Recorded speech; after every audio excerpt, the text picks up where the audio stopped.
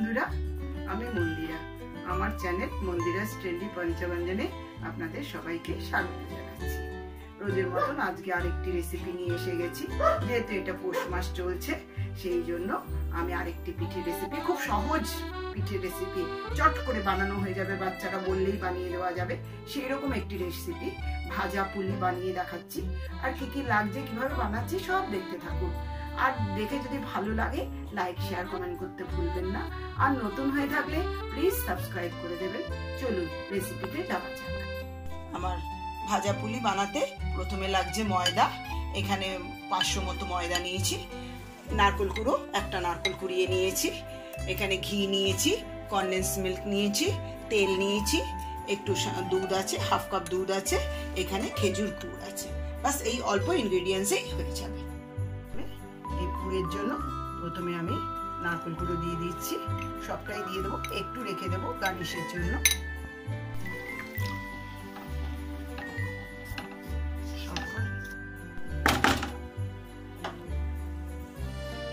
আমি খেজুর গুড় দিয়ে দিচ্ছি।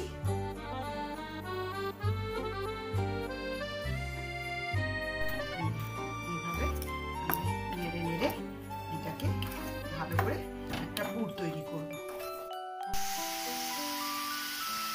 এতে একটু কনডেন্স মিল্ক দিচ্ছি।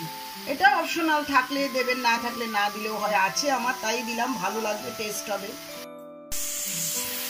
এই পুরটা একটু শুকনো শুকনো বানাতে হবে, কারণ এটা তো যেহেতু ময়দার ভেতরে ভরা হবে, যদি ভেজা ভেজা থাকে তাহলে তাড়াতাড়ি নরম হয়ে যাবে পিঠেটা। সেই জন্য এটা একটু শুকনো শুকনো করে বানাতে হবে। পুরটা একদম রেডি হয়ে গিয়েছে। এই যে কড়া থেকে যখন ছেড়ে যাবে সেই অবস্থাতেই নামিয়ে দিতে হবে। আমি এই যে ময়দাটা নিচ্ছি, একটু ময়দা মাখবো। এই পুরটা একটু শুকনো শুকনো বানাতে হবে, কারণ এটা তো যেহেতু ময়দার ভেতরে ভরা হবে, যদি ভেজা ভেজা থাকে তাহলে তাড়াতাড়ি নরম হয়ে যাবে পিঠেটা। সেই জন্য এটা একটু শুকনো শুকনো করে বানাতে হবে। তেল দিয়ে একটু ভালো করে ময়ম দিতে হবে। এটা ময়মটা খুব ভালো করে দিতে হবে।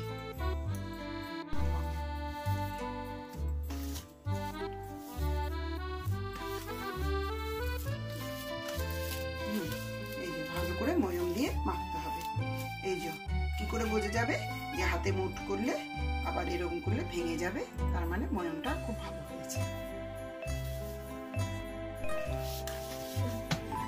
এই যে দেখো ময়দাটা এরকম আমরা ভালো করে একদম মোলাম করে ভালো করে মাখতে হবে, ভালো করে ঠেসে ঠেসে মাখতে হবে।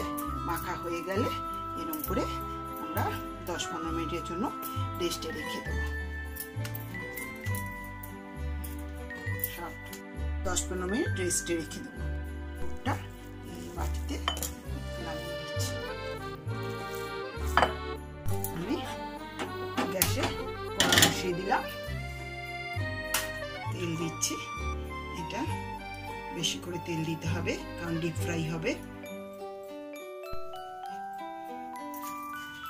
তেলের সাথে আমি একটু ঘি মিশিয়ে দিচ্ছি, তাহলে গন্ধটা ভালো হবে। একটু এটাকে ভালো করে একটু মেখে নিচ্ছি।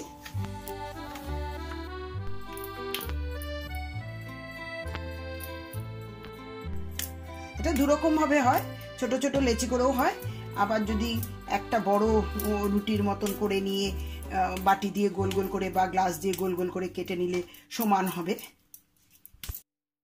এরকম লুচির মতন বেলে নিতে হবে। এই পুরটা পুরটা একটু বেশি দিলে ভালো লাগবে।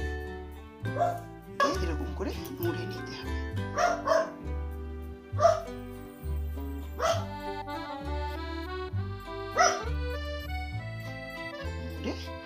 এইটাকে বড় বড় করে মুড়ে দিতে হবে। এরকম চড়া চড়া করে এটা মুড়ে দিতে হবে।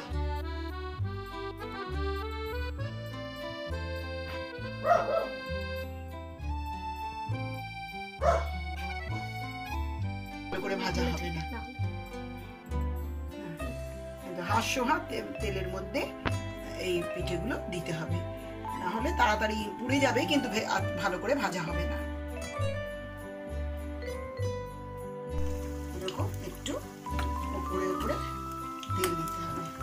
এটা ঠিক খেতে বালুশাহী যেরকম লাগে খেতে ঠিক এরকম হবে। এবার খুব আস্তে আস্তে উল্টে দিলাম, উল্টে পাল্টে ভালো করে এটাকে একদম লাল লাল করে। এরকম বাচ্চারা খেতে চাইলে চটপট কিছু বানাতে হবে, পিঠে এই পৌষ মাস কিছু পিঠে বানাতে হবে, চাল গুঁড়ো করা বা চাল গুঁড়ো না থাকলে তো চট করে একটু ময়দা দিয়ে ভাজা পিঠে। তো এটার মধ্যেও আবার ভ্যারিয়েশন আছে, এটা চাইলে আবার চিনির রসে বা গুড়ের রসে ডোবানো যায়। ঢেলে নিচ্ছি ঝাঁঝরিতে, যা এক্সট্রা তেলটা থাকবে সেই তেলটা যাতে একদম হয়ে যায়। আবার গ্যাসটাকে একদম স্লো করে দিচ্ছি, তেলটা যাতে একটু ঠান্ডা হয়।